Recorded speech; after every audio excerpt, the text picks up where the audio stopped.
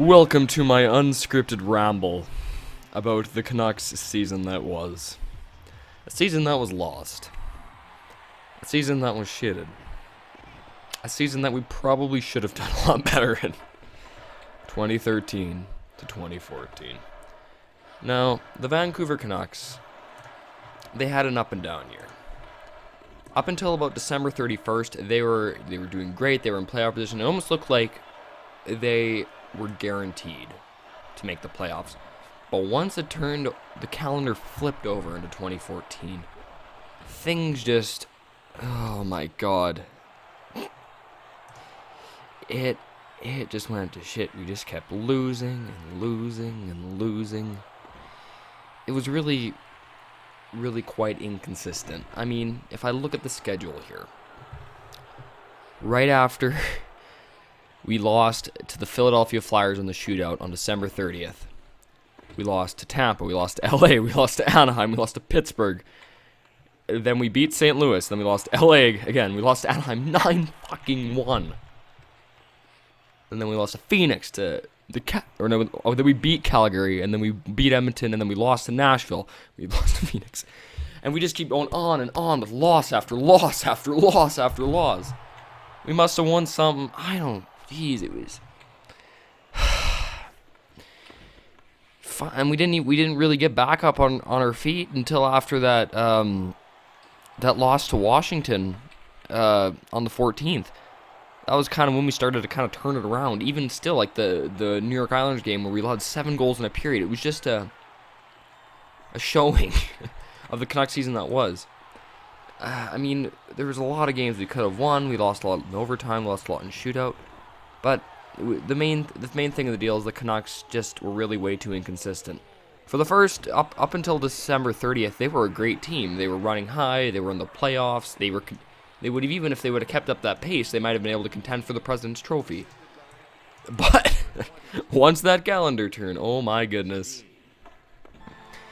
Yeah, I don't know. It was I guess it was a mix of a new coach, bad management. A lot of players had off years. I don't know. You can't really put your finger on it. Like if I go to the Canucks stats or their season stats, you look at a guy like Henrik Sedin. And he really underachieved this year. Both the Sedins did. I mean, like, Henrik Sedin only scored 11 goals. Daniel only scored, I guess if you include tonight's games, he only scored 16. What happened? Henrik should be like, well, I guess Henrik doesn't score a ton of goals, but Henrik should be scoring at least 15, 20. I mean, really. What, he finished the year with 50 points? Like, fuck, man.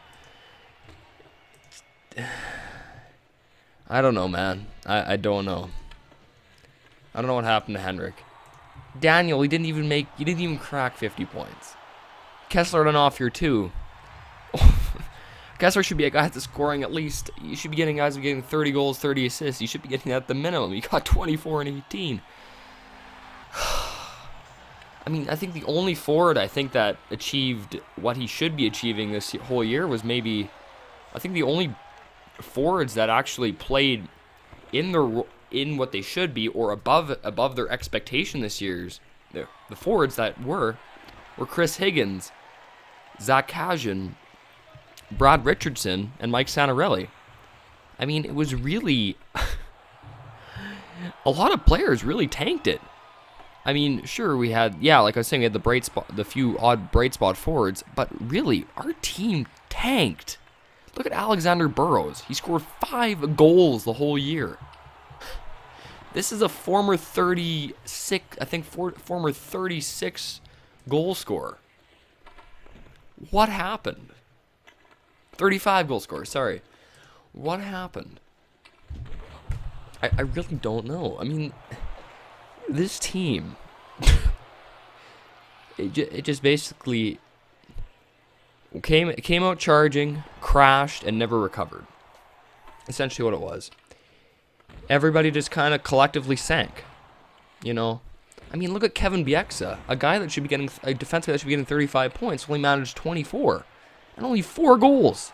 He's had a playoff where he scored more goals. He's had, I think, he's had a playoffs where he scored 5 goals. He's at a playoffs where he scored 10 points. I mean, Kevin Bieksa, a guy who's normally offensive, isn't putting up offensive numbers. So is that any good? I mean, look at these plus-minus ratings. Brian Kessler, minus 17, one of the best defensive centers in the league. Absolutely tanked it. Look at Kazak, minus 4. Alexander, minus fucking 38. Tom C, minus 13. I mean, it just goes on. Burrows, minus 19. And the only players on our team that had decent plus-minuses were Chris Tanev, which is no surprise. The guy was one of our few bright spots. And Dan Hammy is one of the other few bright spots. I mean, it was really a year it was just really a year where everybody didn't play good. I mean, aside from the odd guy, this was really a team that should have been contending for the playoffs. Look, last year they finished with 60 some points, or yeah, something like that, 59 or something like that. And they were on 100-point pace last year, and the year before that they won the President's Trophy. Like, what happened to this team? It was just such a bizarre year. Sorry, 59 points. It was just such a bizarre year. I mean, this is the team that was looked to be one of the playoffs contender, if not a Stanley Cup contender going in. On paper, this team's excellent. The forward group, the first line is excellent. The second and third lines are have a lot of depth to them, and then there's the fourth line has some skill too. I mean, this team, top to bottom, was a very, very good team on paper, but it was just a collective effort of us just not being able to perform. I think I just, I don't even know, man. Like, if you look at it on paper, the Canucks might have the league's best defense, but does that show you this year? No. Look at these goals against average. Eddie Glack, 241's not bad, but for a starting goalie, that should be lower. Or even look at, Longo's all right, but I don't know. The only players I say had the only player I said that on this whole roster, the only players that I would say had like really good years for who they've played as, Chris Tanev, Jason Garrison, and Zach Kajan. And there was a lot of guys who played average or well below their potential. And I don't know, with how bad this team's played, I don't know what the Canucks management's gonna do. They fired Mike Gillis. They're gonna hire a new guy. I don't know what they're gonna do. Are they gonna blow apart the team? Or are they gonna try to try to improve the team and go for another deep playoff run? I don't know. The future's really unclear because they traded away both their starting goalies in favor of two young, unproven Swedish goaltenders, in Eddie Lack and Jacob Markstrom. I mean, this team's direction is just everywhere. Like, I'm confused. Like, we traded for players like Mike Santorelli or I don't know, or Mike Santorelli and Yannick. We try to improve our team by adding depth, but then we go and trade away our goaltenders. It's like we're going in one direction, but then we're going in the other direction. So I really don't know what this offseason holds. I mean, there's rumors that Kessler's going to be traded. I don't think he will, but he might. I mean, I don't think Kessler will be traded. The Canucks, his contract is $5 million, and he's still got another 3 years left on it. I mean, sure, teams want him, but you wouldn't be able to get as much as he could. But you wouldn't be able to get the value for him because his trade value is lower right now, right? It wouldn't be smart to trade him, especially when Kessler could bounce back with a 70-point year, and be worth like twice his trade value as he is right now. I mean, the Canucks management's got a lot going, as a lot to think about ahead of them. I mean, what do you do with a guy like Burrows? Do you think Burrows will be able to bounce back? I mean, look at Ryan Stanton, had more points than him, and he's a defenseman. Essentially in his first year in the NHL, well, I guess technically not first year, but essentially his rookie NHL season. That's really sad for a guy that scored 35 goals before and has been a 60, 50-point player many times. I mean, this team, This team really should have performed better. I don't know. Like, the Canucks management's going to have to deal with some contracts. Zach Kajan's contract, he's due up for a new one. He's a restricted free agent, though. I would say the management keeps Kajan because he's been progressing, especially this last third of the year. He's played excellent. He had 4 assists. He's been scoring. He had that 4-assist game. He's been scoring. He's been getting points. Especially the line of Kajan, Richardson, and when we got Sean Matthias has really, really blossomed. That was one of the few bright spots for the year, that unexpected chemistry they found between that team. That third line was pretty good. But the second and first just weren't this year. You know? I don't know. So going forward, I would re-sign Kajan for a few more years. And I would re-sign Santorelli. Santorelli was excellent when he was playing. He had like 28 points in 44 some games or whatever. You know, Mike Santorelli were 28 points in 49 games. He was great, and this is the guy that was coming out basically looking like an AHL fringe player, or like a fringe NHL AHLer, and he came out of nowhere this year and played pretty well. He was +9 too. So I think we should re-sign Mike Santorelli for a few more years. Probably something like give him a three-year deal at $1 million, $1.5 million, $2 million, or something like that. We got to re-sign Chris Tanev. I think that's the bigger offseason signing because Chris Tanev has progressed. He's basically that prospect that came from nothing. He was undrafted, and now he's actually a pretty good player. He's the steadiest defenseman on the Canucks. I mean, if you watch him play, I think as they described, I've heard an NHL commentator describe him as, he's just a guy who can just come out and just give you the same effort every night with a cigar in his mouth. I mean, he can be smoking a cigar and he'll still play the same way every time. He's so consistent. He has tons of poise. Chris Tanev could legitimately become a very, very good defenseman.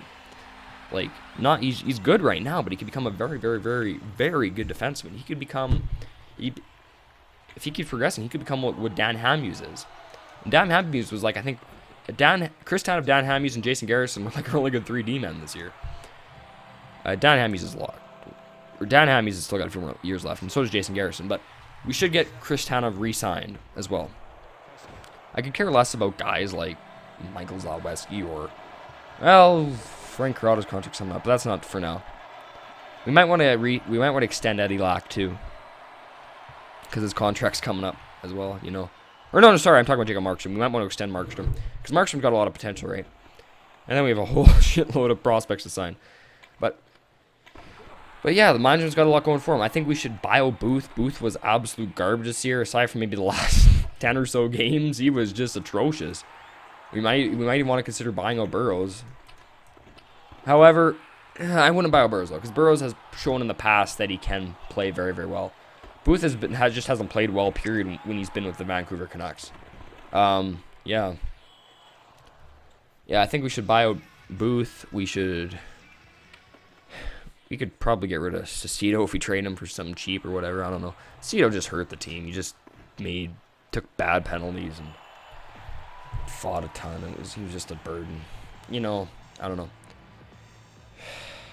Zach Delpy can go. Zach Delpy was garbage too. I mean, this whole team, I don't know, man. On paper, it's a pretty good-looking team, but his on-ice performance didn't match up. I don't know.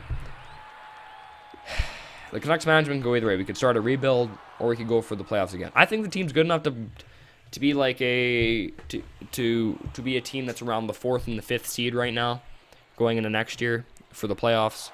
However, the management just might want to blow it up and restart. Kind of similar to what Colorado and Edmonton, Calgary have done. Now, Colorado has succeeded, but Edmonton and Calgary haven't. But I don't know. It's very much up in the air. Do I think the Canucks are done? No, the team on paper is pretty good, like I said. Do I think they should rebuild? Maybe. I can't say. It really depends, because Kessler, since the Stanley Cup run year, 2011, he hasn't played very well at all. Or even, the Scenes have played pretty well, but except for this year. But even still, the whole team has just kind of declined as a whole. Like, everybody just peaked in that cup year and the year after, and then everybody's just kind of declined since, you know. So I don't know. Should we trade away these players while they still have trade value? I don't know. I still think, honestly, though, if I were the management, I would go after another year. I think we can. We almost have enough up-and-coming prospects to kind of replace. I mean, in the few games that, who is it? In the few games that Jordan Trader was alright this year. Not bad. In the few games that guys like, where's his name? Nicholas Jensen, yeah. In the few games Nicholas Jensen played this year, he was pretty good. Frank Corrado was alright. I mean, we got Chris Tannen, who's an up-and-coming, he's a potential Dan Ham, he's in the make. I mean, we got Sean Matthias, he's looking pretty good for him. We have some good young guys that could refuel the roster. The team isn't starved of prospects. It's just not abundant. That's what I'm trying to say. I think the team could last. This core of guys could last a few more years. Honestly, I think they could, and before we actually have to legitimately start rebuilding. But you tell me your thoughts. Should the Canucks rebuild? Should they start? Should they keep going? Or if you don't follow hockey at all, don't comment. Unless you want to get into hockey and follow the Vancouver Canucks. Anyway. I guess that's that. Canucks had a shitty year. And that is all. I've been Austin. Also known as OneCracker for the OneAsianOneCracker YouTube channel. Signing off. Goddamn Vancouver.